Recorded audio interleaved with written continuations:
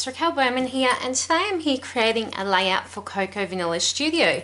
This layout is actually for World Smile Day on the blog today, and so of course I had to choose a photo that makes me smile and also has a bit of a cheeky smile in it as well. So I had to look no further than a photo of my little Jack, who on his birthday this year I had one of the inflatable balloons and he was pulling faces and letting me take a photo, and it just makes me giggle and makes me laugh. He makes me laugh every day basically. So I thought that this would be perfect for this theme. And what I've gathered together is the Boys Rule collection, just because I can't get enough of it. I actually today received the new Midnight collection, so I can't wait to do an unboxing and share that with you. But for now, I'm going to be creating with this collection. I'm going to be using up one of the papers that I haven't used before, which is called Starfall, and that's this gorgeous subtle thin sort of black cross on a white background. And then I'm also going to be using, and you may have seen in a previous video where I adapted the die cut sheet or the die cut piece that you can purchase. So you can purchase the background and the die cut on top. So this was what I had left over from another project, and I decided to sort of make that a feature of this page. I've done some thinking about this layout before videoing, just because I was in a bit of a rut. So my thoughts are that I will back these stars with this bold sort of chalkboard look black. I will have my photo here.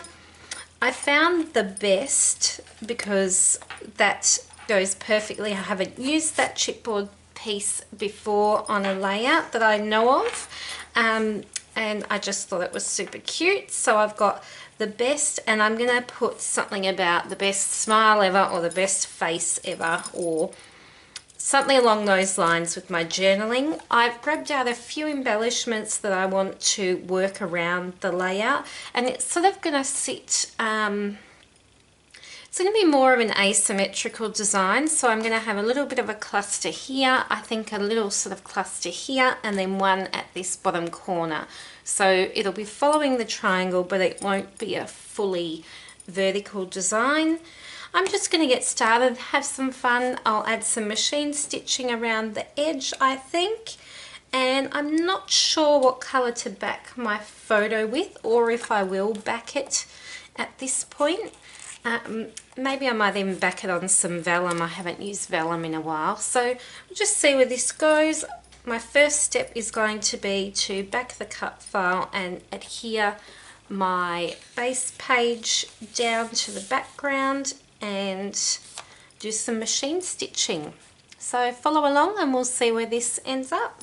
Okay, so as I mentioned, I am going to start by backing this cut file, and I was so excited to receive in the mail my order from Artified the other day. I ordered some more fine line bottles after I accidentally left the lid off my fine line bottle, which then resulted in the nib clogging up and then me trying to shove the nib back in and then breaking it. So reminder to you all, those of you that have a fine line bottle, make sure you put the lids back on every time.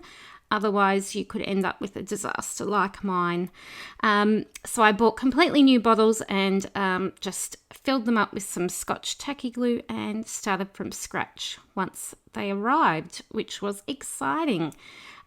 What you would have seen me doing while I was chatting about my fine line bottle and my excitement for that arrival was I gutted that backing paper and then adhered the white cardstock down to the background, and then shortly off camera I will machine stitch around the edge once I've prepared this cut file. So there you go, you can see miraculously that edge has the stitching around the edge. I love the texture that it brings, and layouts just don't feel finished unless I have that little machine stitching happening.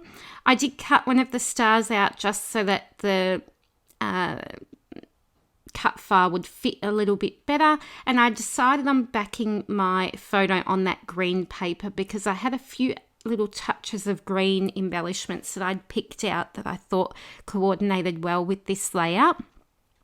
I'm using now, it's not a very thick foam sort of square pads. They are Express-It ones. I'm not sure of the actual sort of height of the foam adhesive, but it's quite thin, which is a really nice size for just giving that little bit of a shadow to die cut pieces. So I've added some fun foam to the top section of my photo, and that's because I knew that my photo was sort of going to sit on top of those foam die cut stars, foam lifted die cut stars.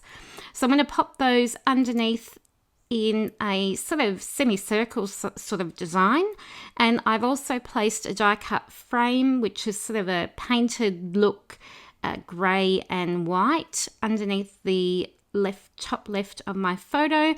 And then I loved this best ever flag, and I've tried to use it on a few layouts before and it hasn't worked, but this one I was excited to get that on a layout because I just loved the font of it and the design. Then I'm using some stars which were from the sticker sheet, as well as some die cut pieces. So that camera was another embellishment that I hadn't used on a layout yet, and that worked perfectly on this layout. And I'm just, as I mentioned before, I'm going to mainly work on embellishing in sort of a triangle, so 3 main spots, but then I've also added the camera and the arrow, which sort of add a 4th spot, but your eyes lead along that path line from the best ever down to the journaling anyway. When I work with that sort of triangle. So I'm just adding in that awesome to the left of the photo and that die cut arrow. And then I want to add the chipboard, the best words. I love this chipboard ephemera pack, and I love that I can add the adhesive on my own because it means that I don't have to peel off the backing and commit to where I want the chipboard to go. I can move it around the page, and then when I'm happy, I can choose to use a liquid adhesive or a foam adhesive or whatever it is that I may like. And I can pop the adhesive on the back before committing to the design and adhering it down. So it's a winning style embellishment in my opinion. I've got the journaling spot down the bottom, which I know that I want to add a little bit about this photo and why Jack makes me smile to it. And then I've got this little tiny word sticker which says "so funny," which pretty much sums up Jack in 2 words, so I wanted to add that somewhere. I end up adding that down on that journaling spot anyway. These clear stickers, I think, really made this layout pop because they sort of look like that epic word. I feel like it looks like I've scripted it directly onto the background, or that it's part of the background, and I really love that about the clear stickers. I wasn't the biggest fan of clear stickers before, and I would stick them to white cardstock and cut around them just because I wanted to use them more like ephemera. But when I am sure of a layout design or where I want them to go, I wasn't too scared to be sticking down those Swiss crosses or that epic or that funny face in the top left corner, just to add that extra something to the layout. So I've used my typewriter just for something different to add my journaling to my page, and it just says, "Oh Jack, you make us smile and laugh each and every day. We cannot believe you are 4." So these photos were taken on his 4th birthday with the token inflatable 4 from Kmart. And yeah, that's the finished layout. I got a crack up sort of series of photos from this on his birthday with these. So I'm sure that I'll be documenting more soon. And that's the finished layout. There's some related videos here that you might like to check out, and I will be back soon sharing more very, very soon. Bye everyone.